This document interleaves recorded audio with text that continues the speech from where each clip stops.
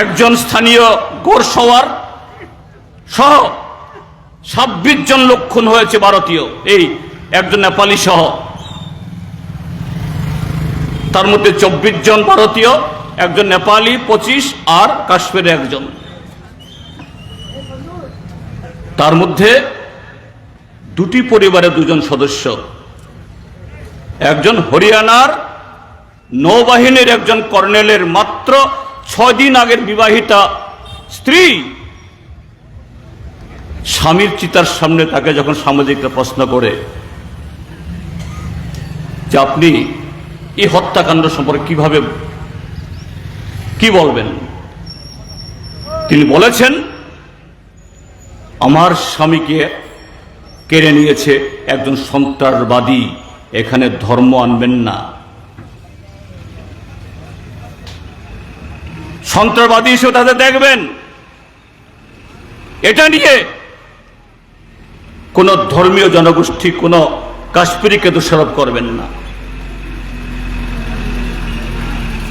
সে মহিলার নাম হিমাংশী নারওয়াল। আরেকজন মহিলা মেয়ে, তার বাবার সব বেড়াতে এসেছিল কেরালার, আরতি মেনন, তার বাবাকেও খুন করেছে। আরতিকে যখন জিজ্ঞেস করা হলো এই ঘটনা সম্পর্কে আপনি বলুন, সাংবাদিকরা আশা করেছিল সেও কাশ্মীরিদের সম্পর্কে কোন একটা ধর্মীয় সম্প্রদায় সম্পর্কে সেরকম বিরূপ কিছু বলবেন, কিন্তু সেই মেয়েটা বলেছে হ্যাঁ, আমার প্রাণপ্রিয় বাবাকে আমি হারিয়েছি, কিন্তু একই সাথে আমি দুজন কাশ্মীরি ভাই পেয়েছি। কেন? এই হত্যাকাণ্ডের পর কাশ্মীরের ঘোড়াওয়ালা, হোটেলওয়ালা, গাড়ি যেভাবে ঝাঁপিয়ে পড়েছে, বাবা এবং স্বামী মারা যাওয়ার পরও তাদের মুখ থেকে একটাও বিরূপ শব্দ বের করানো যায়নি। কিন্তু দুর্ভাগ্যের সে 22 তারিখের পর থেকে আমরা কি দেখছি, কাশ্মীরে যেহেতু ঘটনা হয়েছে, সারা ভারতবর্ষে একটা সম্প্রদায়ের বিরুদ্ধে ক্ষুব্ধ করে দেওয়া, ঝগড়া লাগিয়ে দেওয়া, বিভেদ লাগিয়ে দেওয়া, এটা এখনো অব্যাহত। কারা? একদিকে সে পাকিস্তান মদতপুষ্ট সন্ত্রাসবাদীরা চেয়েছিল ভারতবর্ষের জনগণকে ভাগ করতে, আর গোটা ভারতবর্ষ ঐক্যবদ্ধ, কিন্তু কিছু লোক কোথায় সন্ত্রাসবাদের বিরুদ্ধে ঐক্যবদ্ধ হতে হবে এটা না করে মানুষকে ভাগ করার চেষ্টা, এই কৈলাসহরেও, আগরতলাতেও, সারা দেশে এগুলি চলছে। কেন? কারণ ওই যে অমৃতকাল বলছে, বিশ্বগুরু বলছে, এই ত্রিপুরাজ্যের মধ্যে তাদের সরকার বলছে বিকশিত ভারত, উন্নত ভারত, সুশাসনের ত্রিপুরা, সুশাসনের ভারত, এগুলি সব মিথ্যার উপরে, হাওয়ার উপরে, বাস্তবের সাথে তার কোনো সম্পর্ক নেই। কাজেই হিংসা, বিভেদ, বিভাজন, সে বাতাবরণ যদি জিয়ে না রাখা যায়, তাহলে এই অমৃতে বিষ বের হবে, বিকশিত ভারতের পশ্চাৎপদ ছবি বের হবে, ত্রিপুরাজ্যের সুশাসিত ত্রিপুরাজ্যের তার কুশাসনের করাল ছবি প্রতিদিন মানুষের সামনে আরো মারাত্মক হয়ে ধরা দেবে। কাজেই বিভাজন চাই, হিংসা চাই, সন্ত্রাস চাই। আমরা তার বিরুদ্ধেই এখানে এসেছি। না, সরকার পরিবর্তনের ডাক আজকেই আমরা দেব না, এখান থেকে অবশ্যই আমরা দেব। সময়ের স্লোগান সময় আমরা তুলব, কিন্তু আজকে আমরা তুলতে চাই যে মিথ্যা প্রতিশ্রুতির উপর ভর করে, যে ভীষণ ডকুমেন্টের উপর ভর করে ভারতীয় জনতা পার্টিরা তারা জিতে এসেছে। তাদের সাথে যাদের গোপন সলা পরামর্শ, তীব্রামথা, তারাও কিছু সংখ্যক লোককে বিভ্রান্ত করে, যদিও মোহ ভাঙছে, দ্রুত ভাঙছে, এখনো ধরে রেখেছে, তারাও 13টা আসন দখল করেছে। সেই মিথ্যার ফানুসকে ফাটিয়ে দিতে এবং তারা যাতে বাস্তবের মাটিতে নেমে তাদের প্রতিশ্রুতি পালন করতে তারা বাধ্য হন। আমরা বলছি কৃষকের কথা, ক্ষেত মজুরদের কথা, জুমিয়াদের কথা আমরা তুলতে চাইছি। এ রাজ্যের শিক্ষিত, অর্ধশিক্ষিত, স্কিল, আনস্কিল যুবকদের কথা আমরা তুলতে চাইছি। এ রাজ্যের নারীদের, শিশুদের, তাদের অব্যক্ত কান্না আকুতির কথা। আজকে গ্রামের অবস্থা কি? কদিন আগে চৈত্র সংক্রান্তি গেছে, মাস পইলা। হ্যাঁ, আমরা বিষুব রেখার যে অঞ্চলে আমরা আছি, চৈত্র বৈশাখ মাস আমাদের এই এলাকাটা শুষ্ক অঞ্চল, জমিও ফসল থাকে না, মাঠেও ফসল থাকে না। কৃষক, ক্ষেত মজুর, জুমিয়া, তাদের নিজের ঘরের কোনো উৎপাদন থাকে না, আর এলাকায়ও কোনো কাজ থাকে না। একটা সময়েতে ত্রিপুরাজ্যে যখন বামপন্থী ফ্রন্ট সরকার ছিল না, সে 1978 আগে বা রাজন্য আমলে, এই সময়কালটাকে অভাবী সময় বলে চিহ্নিত করা হতো। এই সময়েতে সন্তান বিক্রি, অনাহার, অর্ধাহার, এই ছিল ত্রিপুরাজ্যের দিনলিপি। এ রাজ্যের গরিব মানুষ তখন মনে করতেন এটা আমাদের কপালের লিখন, ভাগ্যের লিখন, খণ্ডিবে কে, কাজে কপালের লিখন, এটাকে আমাদের মানতেই হবে। সরকার দায়ী না, দায়ী কপাল। বামফ্রন্ট সরকার সেই কপালের লিখন মুছে দিয়ে যে না, এটা প্রাকৃতিক হলেও এই শুখা মরশুমকে এড়ানো যায় না। শুখা মরশুম মাঝে মধ্যে বৃষ্টি টিষ্টি হয়, এটা আলাদা কথা, কিন্তু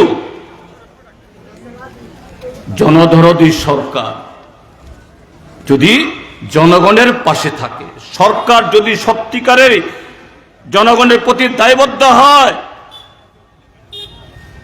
তাহলে সেই অভাবের দিনটাকেও এড়ানো যায়।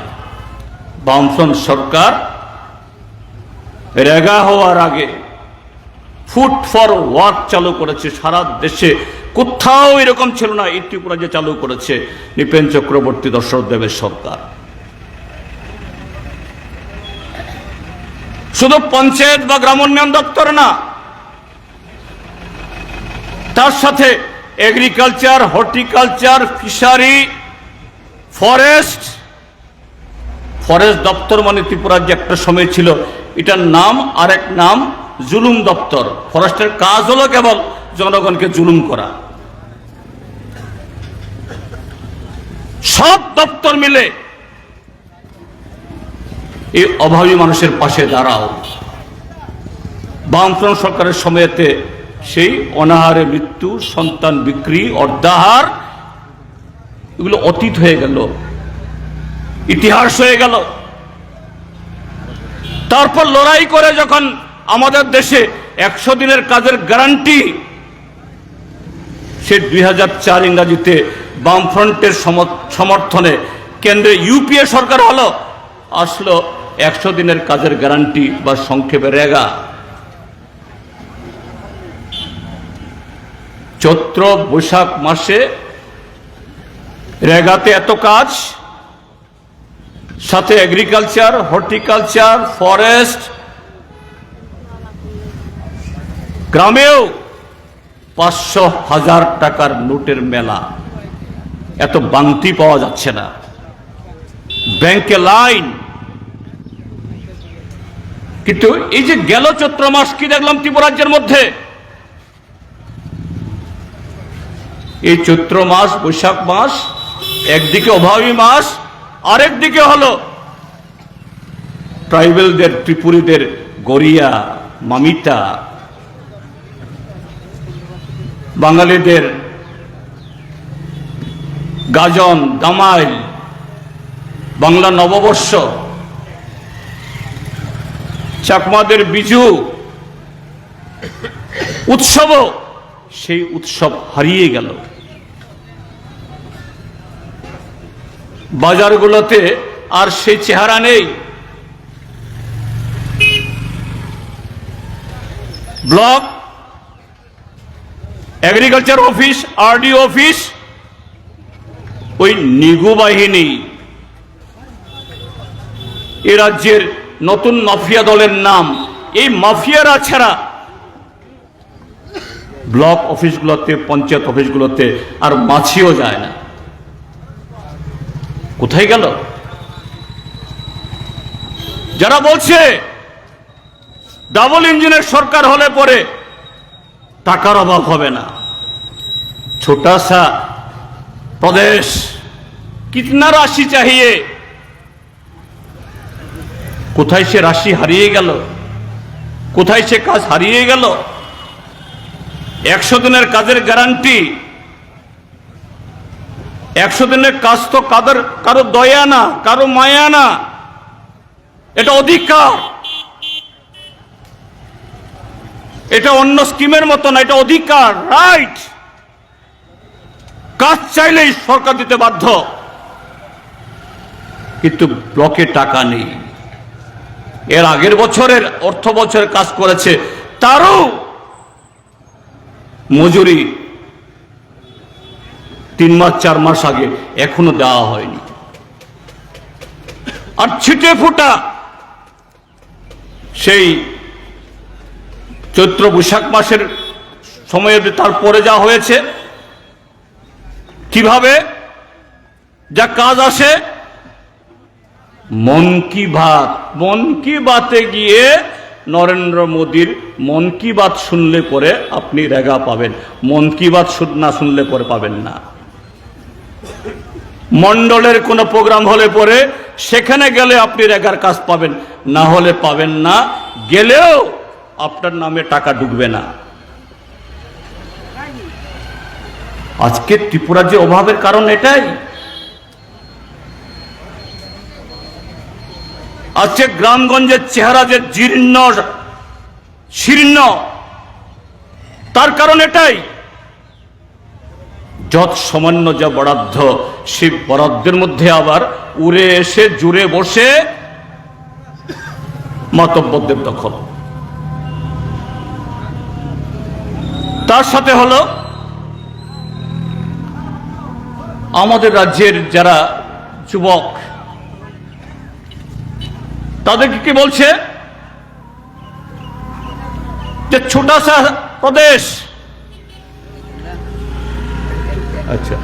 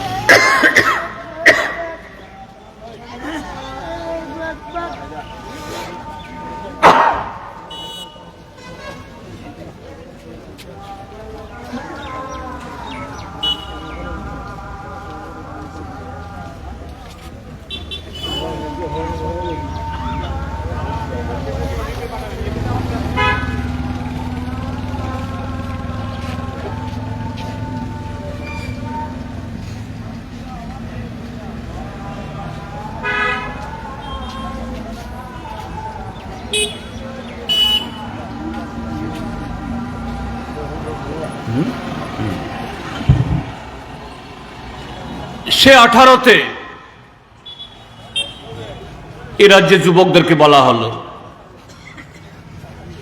দিল্লি থেকে তো ত্রিপুরাজ্যের বামফ্রন্ট সরকারকে কোটি কোটি টাকা দেওয়া হয় সরকারের শূন্য পদগুলোকে পূরণ করার জন্য, কর্মচারীদের 7ম বেতন কমিশন মোতাবেক বেতন ভাতা দিয়ে দেওয়ার জন্য। কিন্তু বামফ্রন্ট সরকারের মন্ত্রীরা, নেতারা সে অর্থ যথার্থভাবে খরচ করেন না।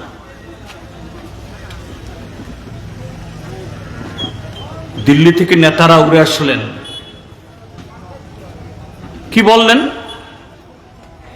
हमको एक बार मौका दीजिए, त्रिपुरा जे 5 বছরের মধ্যে 7 লক্ষ রোজগার তারা দেবেন। ঠিক আছে, চাকুরি বলেননি, রোজগার দেবেন। আর কি বলেছেন, প্রথম বছরেই যদি বিজেপি নেতৃত্বের সরকার হয়, প্রথম মন্ত্রিসভাতেই 50,000 চাকরির অফার তৈরি হবে। আর ইন্টারভিউর জন্য লাইন ধরতে হবে না, কারো বাড়িতে যেতে হবে না। পরবর্তী 4 বছরে বাকি 6.5 লাখদের রোজগার দেওয়া হবে। প্রথম বছর তো গেল, 5 বছর গেল, আরো 2.5 বছর চলে গেছে, 7.5 বছর গেছে। কত? গত মার্চ মাসে বাজেট অধিবেশনের সময়তে সরকার তথ্য দিল, 18-তে সরকার আসার পর তারা 13,000 সামথিং চাকরি দিয়েছে, সব মিলিয়ে। তাও হলো আউটসোর্সিং, কন্ট্রাকচুয়াল, সব মিলে, সব রেগুলার চাকরি না। তারপর কদিন বাদে 20,000-এর বেশি শিক্ষকের পদ শূন্য রেখে 228টা শিক্ষক পদে অফার তুলে দিয়ে একটা চাকরি মেলা। 20,000 শুধু শিক্ষক পদে শূন্য পদ, স্কুলগুলো বন্ধ হয়ে যাচ্ছে, শিক্ষার 12টা বেজেছে, 228টা অফার বিলি করে বলছে চাকুরি মেলা। সেদিন হয়ে গেল সংখ্যাটা 19,000, 13,000 থেকে মাঝখানে 6,000 কবে পেল, কখন দিল, কে পেল কেউ জানে না। যাই হোক, 19,000কে আমরা ধরে নিলাম সত্য, তাহলে তোমার প্রতিশ্রুতি কোথায়? প্রথম বছরে 50,000, প্রথম বছর এখনো হয়নি, প্রথম মন্ত্রিসভা এখনো বসেনি। গত 7.5 বছরে কি করেছে? আমরা যখন বিধায়করা বিধানসভাতে প্রশ্ন করি, সরকার বাধ্য সেই প্রশ্নের জবাব দিতে। পুলিশে কত পোস্ট আছে, শিক্ষকের কত পোস্ট আছে, এগ্রিকালচারে কত পোস্ট আছে, একেবারে পুঙ্খানুপুঙ্খ তুলে ধরতে বাধ্য। আমাদের সংবিধান নির্বাচিত সরকারের কাছে তার এটা দায়িত্ব। আমরা প্রশ্ন করলে উত্তর আসে, উত্তর তথ্য সংগ্রহাধীন। 1 মাস যায়, 6 মাস যায়, 1 বছর যায়, এই তথ্য আর আসে না। আমরা আবার বুদ্ধি করে একসাথে দিইনি। আমাদের সিপিআইএম এর বিধায়করা আমরা একটা একটা করে দপ্তরকে আমরা প্রশ্ন করলাম, এগ্রিকালচারে কত, পুলিশে কত, পিডব্লিউডিতে কত, এডুকেশনে কত। এখনো প্রায় 20-22টা দপ্তর উত্তর দিতে দেয়নি। গেল বিধানসভা অধিবেশনে যে কটা দিয়েছে, হিসাব বেরিয়েছে 52,000-এর বেশি পদ শূন্য পড়ে আছে বহু বছর ধরে। কেন পূরণ করা হয় না? এইভাবে ত্রিপুরাজ্যের একাংশ যুবকদেরকে 18তে ক্ষমতায় আসার পর কিছু মদ মাংস ধরিয়ে দিয়ে অঘোষিতভাবে তৈরি করেছে ভাইক বাহিনী। তাদের বেকারত্ব, দারিদ্র, ক্ষুধা শিকার হয়ে এই বাহিনী বিরোধী দলের বাড়ি ভাঙো, পার্টি অফিস পোড়াও, লুট করো। গত 7.5 বছরে এই ত্রিপুরাজ্যে 4 শতাধিক পার্টি অফিস তারা গুড়িয়ে দিয়েছে। আর অবশিষ্টগুলো সর্বোচ্চ কোনো পার্টি অফিস 14 থেকে 15 বার আক্রান্ত হয়েছে। আপনাদের এই কৈলাসহর সহ। কেন? কেন সরকারকে, শাসক দলকে, তাদের সমর্থকদেরকে এরকম অপকর্মে লিপ্ত করাতে তারা বাধ্য হচ্ছে? এরা কোথায় কোথায় বলে সিপিআইএম কে তো দূরবীন দিয়ে দেখা যাবে না, অস্তিত্বই থাকবে না, খুঁজে পাওয়া যাবে না। আর তাদের এই অমৃতকালে বিকশিত ভারতে এমন উন্নয়ন সাধন করছে, যদি এত উন্নয়নই যদি হয়ে থাকে তাহলে তো সবাই তোমাদের পক্ষে ছুটবে, সবাই তোমাদেরকে দুহাত ভরে সমর্থন করবে। কেন এই গেল পঞ্চায়েত নির্বাচন, আপনারা শুধু এই গৌরনগর পঞ্চায়েতে এখানে তেমন করতে পারেন, আপনাদেরকে আমি ধন্যবাদ জানাই। কিন্তু বাকি সমস্ত পঞ্চায়েতে, সমস্ত ব্লকে নমিনেশন দেওয়া থেকে শুরু করে ভোট প্রচার, ভোট দেওয়া, ভোট গণনা, সর্বত্র প্রহসনে পরিণত করে এই পঞ্চায়েতগুলো দখল করে নিয়েছে, পঞ্চায়েত সমিতিগুলো দখল করে নিয়েছে। আপনাদের এই মহকুমাতে চণ্ডীপুর সহ মন্ত্রী, বিধায়ক, নেতাদের নেতৃত্বে, তোমাদের যদি এতই সুশাসন, এতই উন্নয়ন, এই রাজ্যের মানুষ যদি এত আপ্লুত হয়ে থাকে, কেন এত আক্রমণ করতে হবে, সন্ত্রাস করতে হবে? এটা বোঝা দরকার।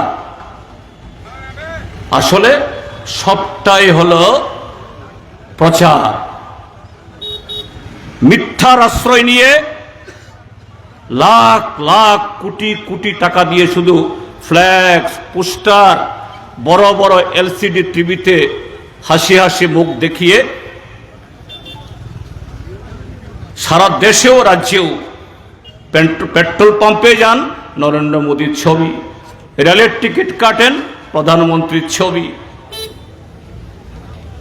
রেশন নিতে যান ওইখানেও চালের বস্তায়, চিনির বস্তায় চিনি থাক বা না থাক মন্ত্রীর ছবি।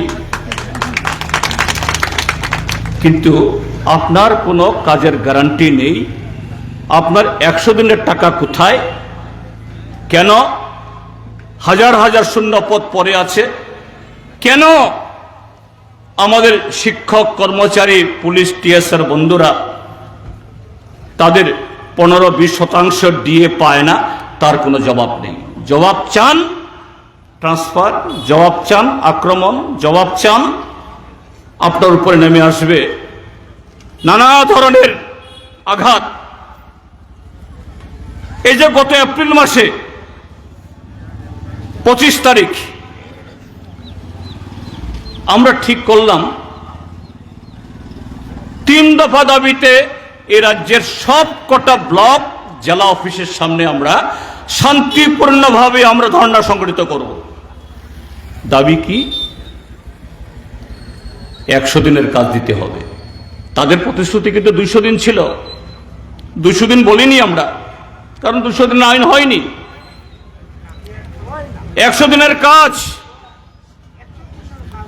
তারা বলেছে 340 টাকা মজুরি করবে প্রথম মন্ত্রিসভা থেকে। আমরা 340 টাকাও আমরা বলিনি। আমরা বলেছি যে কাজ করেছে তাদের মজুরি দিয়ে দাও, আর খাদ্যের বন্দোবস্ত করা রেশন সপ্লাইয়ের মাধ্যমে সব জায়গাতে যাতে এটা পাওয়া যায়। 3 দফা দাবি সহ্য হলো না। আপনাদের পার্শ্ববর্তী জেলা ধর্মনগর, এই উত্তর ত্রিপুরা, আমাদের পার্টির নেতা কর্মীরা ধর্মনগরের যে ব্লকগুলি কালাছড়া, যুবরাজনগর, কদমতলা, বাঘ হয়ে তারা সকাল থেকে চলে গেছেন এই 3 দফা দাবিতে। গ্রামীণ লোকদের নিয়ে বসে ধর্ণা দেবেন। দিন দুপুরে ধর্মনগর আমাদের পার্টি জেলা অফিসে ঢুকে তসতস করে দিল, সব ভেঙে চুরে চুরমার করে দিল। এর আগেও 3-4 বার করেছে, আবার নতুন করে। অপরাধ কেন আমরা রেগার বকেয়া মজুরি চাই? অপরাধ কেন গ্রামের জব কার্ড হোল্ডারদেরকে আমরা আইন মোতাবেক 100 দিনের কাজ চাই? আমরা কিন্তু 200 দিন চাইনি। 340 টাকা কেন দেওয়া হয় না এটা বলিনি। আমরা বলেছি যা হয়েছে বর্তমান দরে সেটাই দাও। একই দিনে ওদিকে আগরতলা শহরের পাশে ডুকলি ব্লক, সেখানেও আমাদের পার্টি অফিস ডুকলি তসতস করে দিল। এর আগেও 5-6 বার করেছে, আবার সেদিন দিন দুপুরে। ডুকলি ব্লক, এই ডুকলি যে আমাদের পার্টি অফিস, আমতলী থানার বিপরীতে। যথারীতি একটা গুন্ডা, একটা সমাজ বিরোধী ধরা পড়ে না, ধরা হয় না, বাধা দেওয়া হয় না। এই সেদিন গত পরশুদিন আমাদের পার্টি সারা দেশে একটা কর্মসূচি আমরা করছি। কি কর্মসূচি? আমরা যখন আমাদের দেশের প্রধানমন্ত্রী যখন বলে বিশ্বগুরু বিশ্বগুরু বিশ্বগুরু, তাহলে সারা বিশ্ব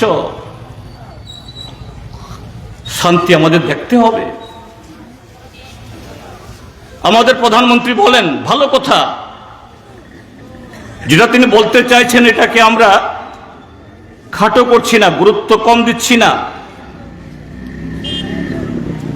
বলেন বসুদৈব কুটুম্বকম। আমাদের বিশ্বরূপ ব্রাহ্মণ মানুষ সংস্কৃত বলতে পারে, আমি এত জানি না, দু চারটা শব্দ জানি। বসুদৈব কুটুম্বকম অর্থাৎ সারা পৃথিবী মানব জাতি, হয়তোবা কারোর গায়ের চামড়া কালো, কারোর বাদামি, কারোর সাদা, কিন্তু আখেরে আমরা এক মায়ের সন্তান।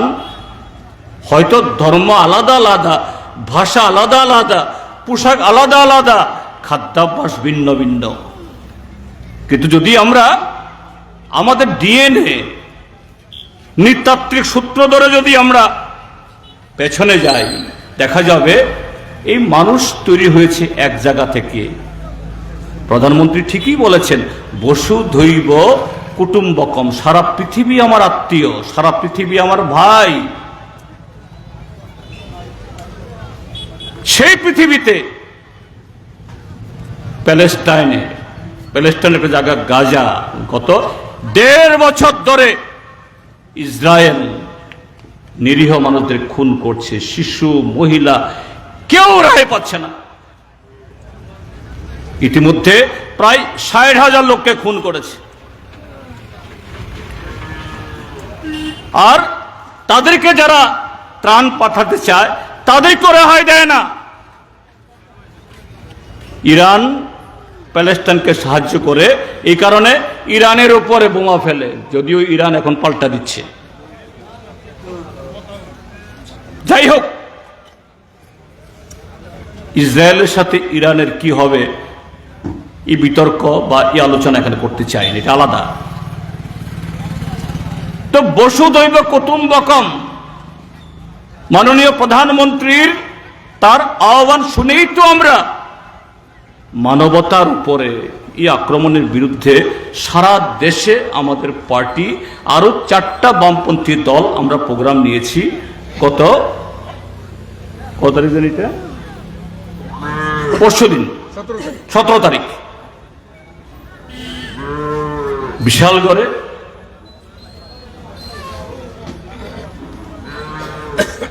পুলিশের কোনো অভাব ছিল না, লাঠিধারী, বন্দুকধারী, সব ধরনের পুলিশ আছে। হাতে গোনা তাদের 40-50 জন সমাজ বিরোধী আমাদের প্রোগ্রাম করতে দিল না, বাধা দিল। পার্টি অফিসে ঢুকে আসবাবপত্র, মোটরসাইকেল ভেঙে চুরমার করে দিল। এখানে ক্ষান্ত হলো না, সেখান থেকে গিয়ে একটা বাড়ি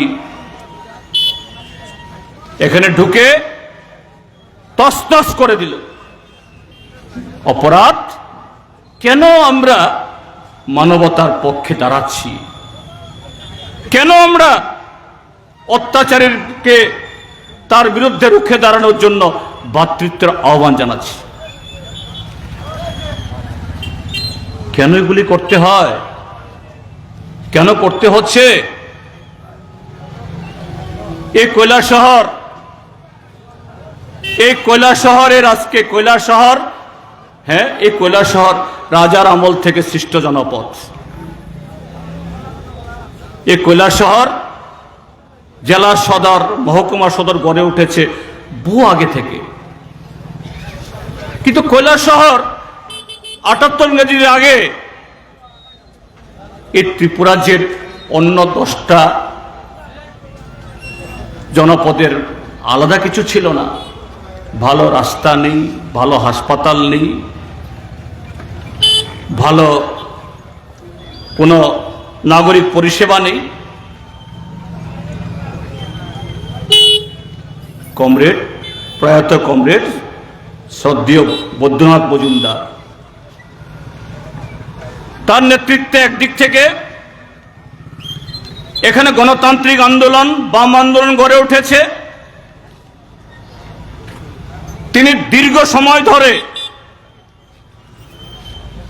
পরপর 3টা বামফ্রন্ট সরকার, প্রথম 2 দফায় এবং পরের বার আরেক দফায়, শেষ দফায় উপমুখ্যমন্ত্রীও ছিলেন। তার হাত ধরে এই কৈলাসহর মহকুমাতে যোগাযোগের পরিকাঠামো, শিক্ষার পরিকাঠামো, স্বাস্থ্যের পরিকাঠামো, নাগরিক স্বচ্ছন্দ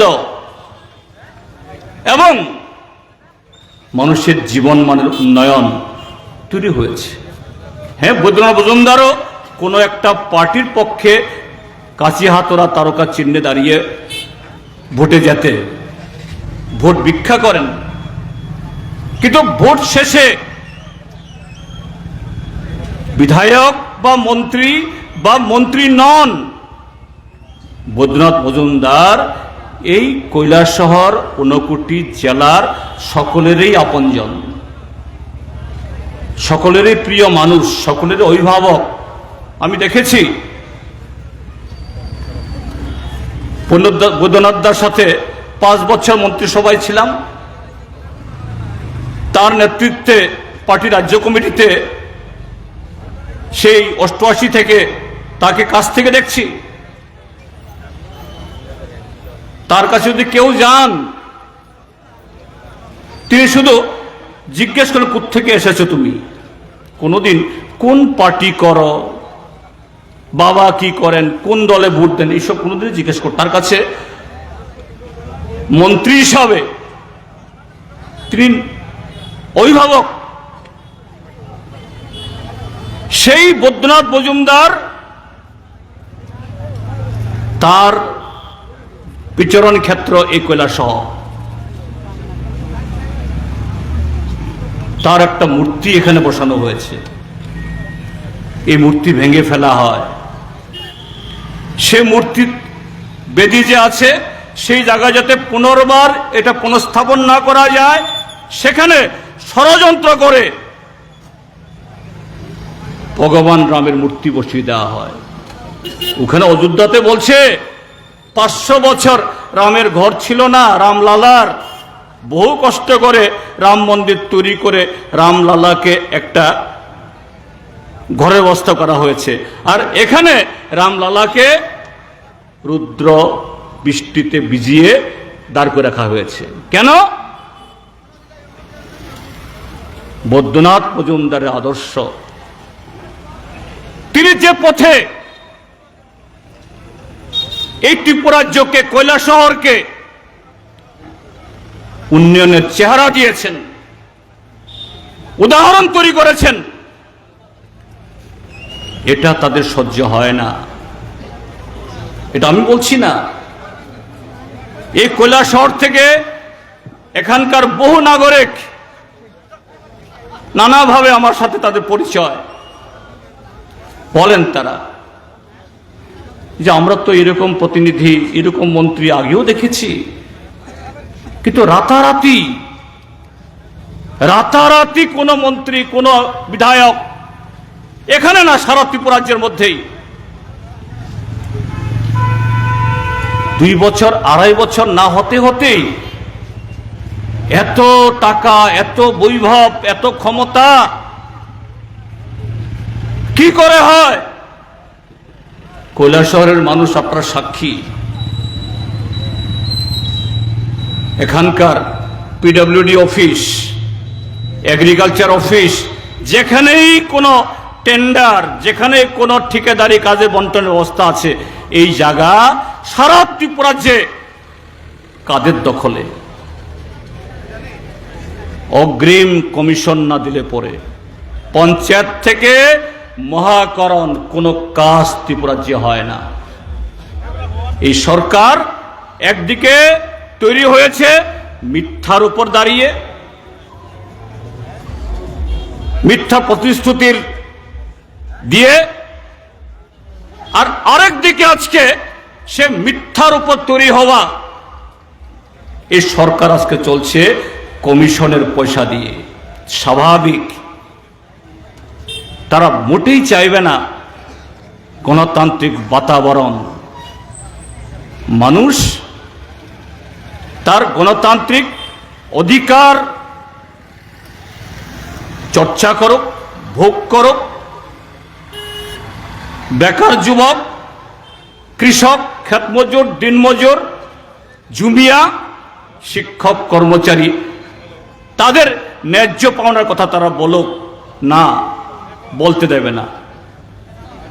বলতে চাইলেই তার উপরে এই আক্রমণ নামিয়ে আনো, এই হচ্ছে।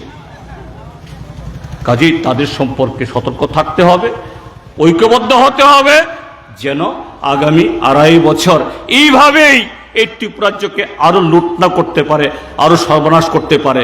আইন মোতাবেক তারা সরকারে থাকবে, ক্ষমতায় থাকবে, থাকুন, কিন্তু মানুষের হয়ে কাজ করুন। আরেকটা দল টিপরামথা, যারা দেশের নির্বাচনে সরাসরি বিজেপিকে ভোট দিতে বলেননি, কিন্তু তার চেয়ে বেশি বিজেপিকে আনার জন্য কাজ করেছেন, ভোট ভাগাভাগি করে। তারা জানে চণ্ডীপুর, ফটিকরায়, পাবিয়াছড়া, পেচারথল ঠিক আছে আলাদা, ট্রাইবাল মেজরিটি, কিন্তু ঊনকোটি জেলার কয়েকটা কেন্দ্র, চণ্ডীপুর, ফটিকরায় এবং পাবিয়াছড়া, এখানে যে ট্রাইবেল ভোট আছে, 100% ট্রাইবেলও যদি কোনো একটা পার্টিকে ভোট দেয়, যদি অন্যরা যদি সেই ভোট না পায়, তাহলে তাদের জেতবার কোনো সম্ভাবনা নেই। খুব সকৌশলে স্লোগান তোলা হলো,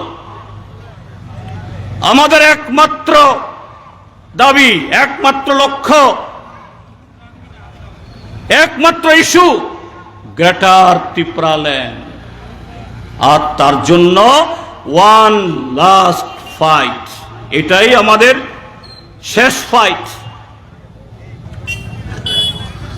এই ফলাফলে ত্রিপুরামথার ক্যান্ডিডেট ভোটে জিতুক বা না জিতুক, কিন্তু ত্রিপুরাজ্যের ট্রাইবেলদের মেজরিটি সিট যদি ত্রিপুরামথার চিহ্নে পড়ে, তাহলে কেন্দ্রীয় সরকার আমাদের গ্রেটার ত্রিপুরাল্যান্ড দিতে বাধ্য হবে। তাই হয়েছে। চণ্ডীপুরে যদি সেখানে ত্রিপুরামথার যে প্রার্থী দাঁড়িয়েছে, সে যদি ভোট না কাটত 2-2.5 হাজার, তাহলে কৃষ্ণেন্দু অনায়াসেই জিতে যেতেন। ফটিকরায়ে যদি সেখানে যে ত্রিপুরামথা যদি ট্রাইবেলদের ভোট এরকম ভাবে কাটতে না পারত, সেখানে সিপিআইএম এর প্রার্থী, পাবিয়াছড়াতে মানে কুমারঘাটে কংগ্রেসের প্রার্থী জিতে যেতেন। কাজে সেভাবে খুব সুকৌশলে বিজেপির ক্যান্ডিডেটদের জিতাবার জন্য ব্যবস্থা করে দিলেন। Last fight. প্রথম কি স্লোগান দিয়ে শুরু হয়েছিল?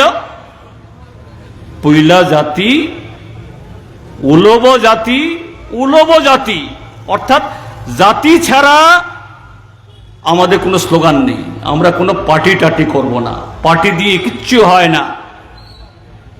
পৈলা জাতি, উলব জাতি, উলব জাতি। এরপরে হয়ে গেল পার্টি। গত 2021-এর एडीसी निर्वाचन की बोल 6 तारीख वोट होगा, 10 तारीख गिनती होगा, 11 तारीख हम दिल्ली जाके गेटअप त्रिपुरालैंड लाएंगे। अरे कोथाय एडीसी भोट? एडीसी भोटे तुम्हें जो 28टा सीट 28टातेও যেত, তার সাথে ত্রিপুরাল্যান্ডের সম্পর্ক কি বলা হলো? আমাদের রাজ্যের সরল সিধে ট্রাইবেল ভাই বোনেদের, হ্যাঁ আমাদের ট্রাইবেলদের একটা অংশ, তারা রাজ পরিবারকে সম্মান করে ভালোবাসে, এটা কোনো অপরাধ না। আগামী দিনও ভালোবাসুন, শ্রদ্ধা ভক্তি থাকুক, কোনো আপত্তি নেই, হিংসারও কোনো কারণ নেই। কিন্তু তাদেরকে কথা বলার মধ্য দিয়ে ধোঁকা দেওয়া হলো। এডিসি আসলো, 10 তারিখ ভোট গণা হলো,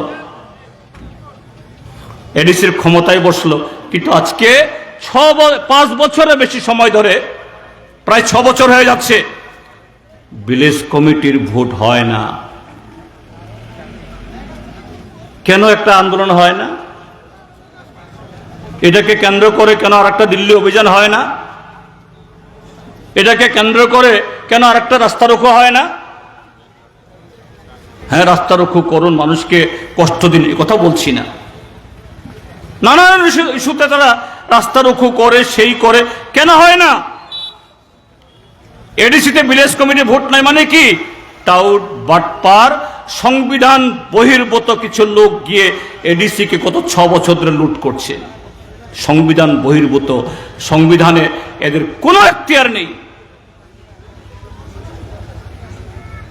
সেই 21-এর পরে আসলো 23, ওয়ান লাস্ট ফাইট। এরপর আসলো কনস্টিটিউশন সলিউশন, তারপর আসলো অ্যাকর্ড, ত্রিপ্রাসা অ্যাকর্ড। 2024 সালের মার্চের 3 তারিখ সই হলো দিল্লিতে। মানুষকে দেখালো, এই দেখো ব্ল্যাক অ্যান্ড হোয়াইট চুক্তি। ভারত সরকারের স্বরাষ্ট্রমন্ত্রীর উপস্থিতিতে 6 মাসের মধ্যে কার্যকরী হবে। এডিসি এলাকার আর কোনো অভাব থাকবে না, হাজার হাজার বেকার যুবকের চাকরি হবে, এডিসির হাতে ডাইরেক্ট টাকা আসবে, এডিসির মানুষের আয় উন্নতি বাড়বে। ভালো।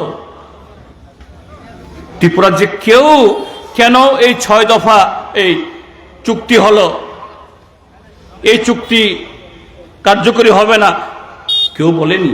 ঠিক আছে, হলে তো ভালো। আমরা বলেছি, আমাকে জিজ্ঞেস করেছে অনেকে এই চুক্তি সম্পর্কে আপনার বক্তব্যকে। আমি বলেছি ঠিক আছে, চুক্তি হয়েছে, তারা বলছে চুক্তি কার্যকরী হবে, আমি আশায় রইলাম, হলে ভালো, সাধুবাদ জানাবো।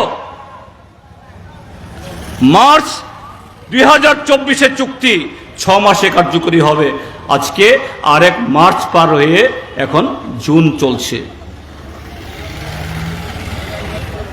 6 দুগুণা 12 মাস, 12 মাস গিয়ে আরো 3-4 মাস চলছে। কোথায়? এখন নতুন স্লোগান, বিদেশি বিতরণ করতে হবে। হ্যাঁ, 1971-এ বাংলাদেশের যুদ্ধের পর এ রাজ্যে যেমন তৎকালীন পূর্ব পাকিস্তান থেকে যেটা বাংলাদেশ হয়েছে, বহু লোক এসছে, আর অল্প সংখ্যক হলেও এই দেশ থেকে যারা বহু আগে বাংলাদেশ আত্মীয় স্বজন ছেড়ে এসছেন, তারাও গেছেন। 2 দেশের প্রধানমন্ত্রী, প্রয়াত ইন্দিরা গান্ধী, প্রয়াত মুজিবুর রহমান, চুক্তি হয়েছে, যেটা ইন্দিরা মুজিব আন্তর্জাতিক চুক্তি বলে প্রখ্যাত, ভারত সরকার এবং স্বাধীন বাংলাদেশ সরকারের স্বাক্ষরিত। 31শে মার্চ 1971-এর পরে ওই পারে হোক বা এই পারে কেউ এসে থাকলে বেআইনি। আমার আত্মীয় হলো বেআইনি, আপনার আত্মীয় হলো বেআইনি, তারা বিদেশি। সরকারের চুক্তি অনুসারে তাদেরকে যার যার দেশে পাঠিয়ে দিতে হবে। কে উদ্যোগ নেবে? সরকার, সরকারের কাজ। এটার পক্ষে বলারও কোনো সুবিধা নেই, বিপক্ষে বলার সুবিধা নেই, এটা সবার জন্য শিরোধার্য। আজকে আন্দোলন,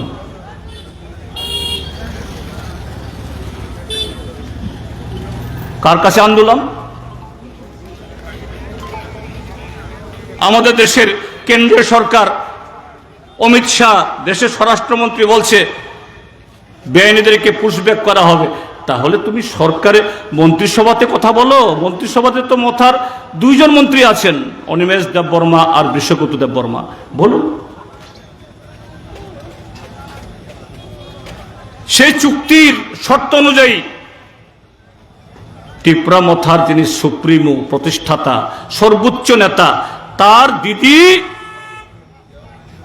বিজেপির এমপি, তিনি পার্লামেন্টে তুলুন।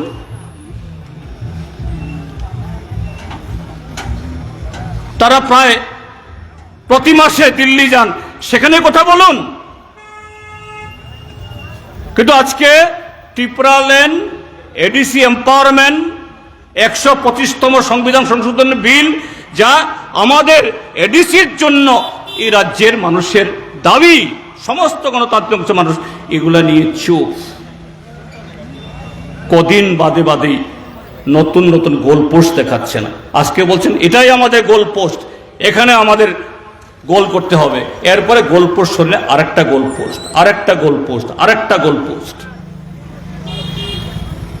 এডিসি এলাকাতে আজকে সন্তান বিক্রি হচ্ছে, আবার না খেয়ে মারা যাচ্ছে। একটা সময়তে আমাদের ত্রিপুরার যে বামপন্থী ফ্রন্ট সরকার, তার প্রথম এবং দ্বিতীয় মেয়াদে মেট্রিক পাস করা ছেলে মেয়ে পাওয়া যায় না। মেট্রিক ফেলকে পাশের সমান করে ককবরক মাস্টার, কেরানি,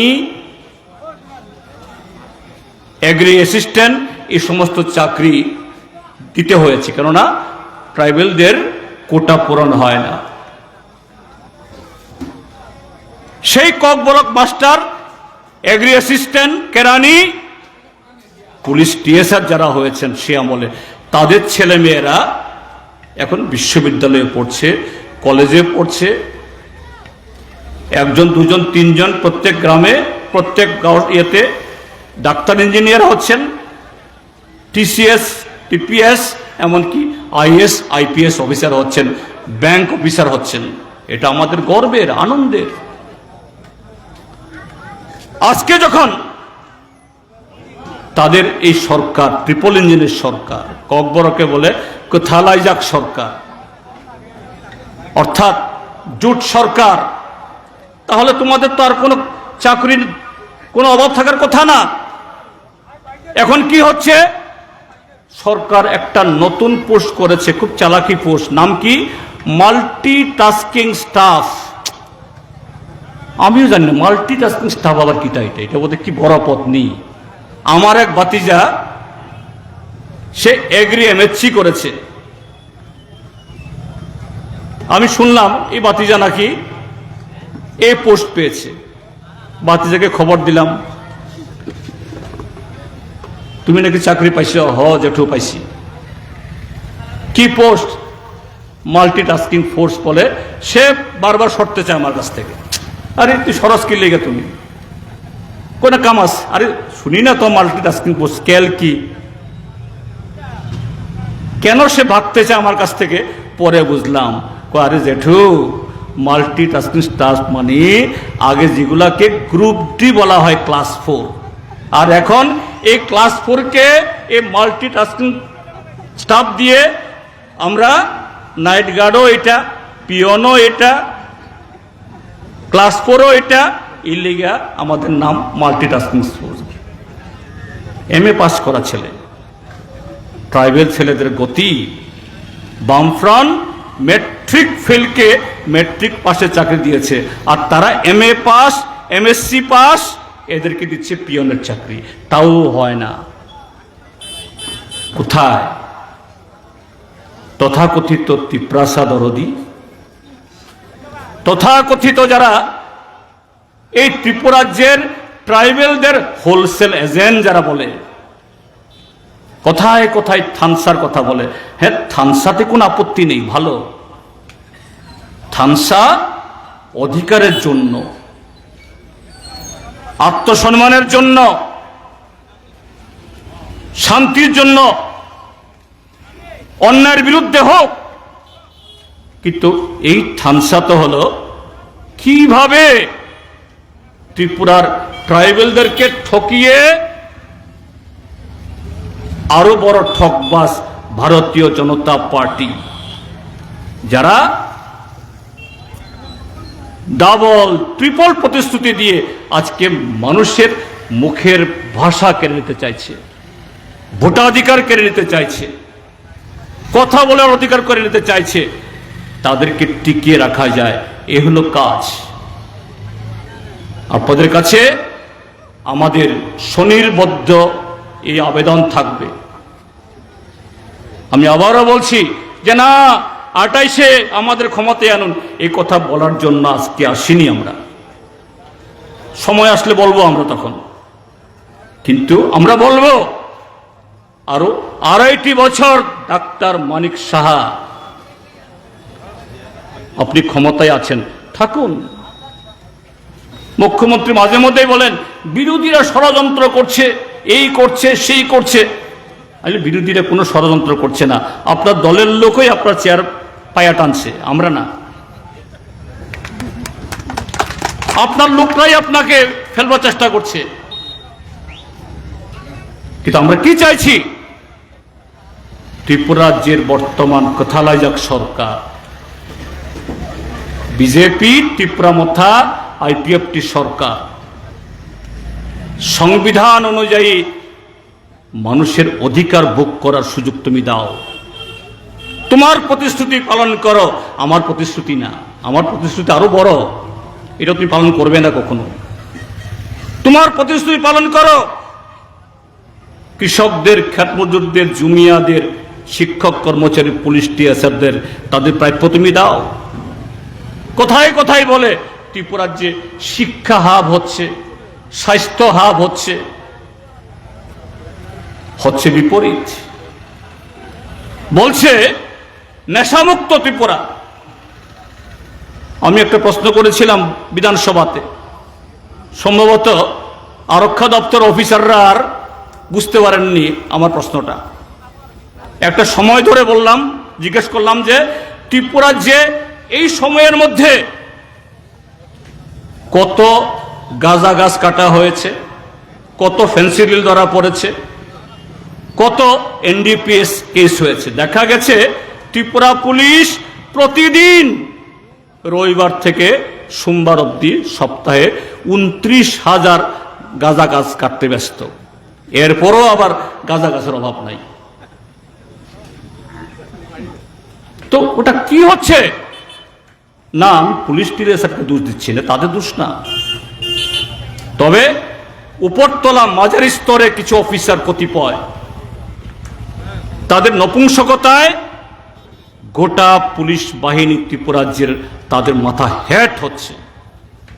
এই রাজ্যটা রসাতলে যাচ্ছে।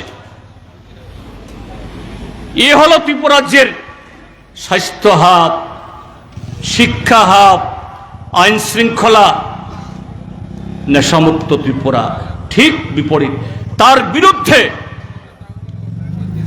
আমাদের আবেদন সকলের কাছে, ঐক্যবদ্ধ হন, কথা বলুন। 7.5 বছর তো সময় দিয়েছেন, নামুন, মুখ খুলুন। আমরা চাই সরকার তার সাংবিধানিক দায়িত্ব পালন করুক, জনগণ তার সাংবিধানিক অধিকার ভোগ করার সেই সুযোগ তৈরি হোক। এই কথাগুলো বলে আপনারা আমাদের বক্তব্য শুনেছেন, কথা বলার সুযোগ দিয়েছেন, তার জন্য আবারও ধন্যবাদ জানিয়ে আমার বক্তব্য শেষ করছি। সবাইকে নমস্কার, আদাব, ইনকলাব জিন্দাবাদ।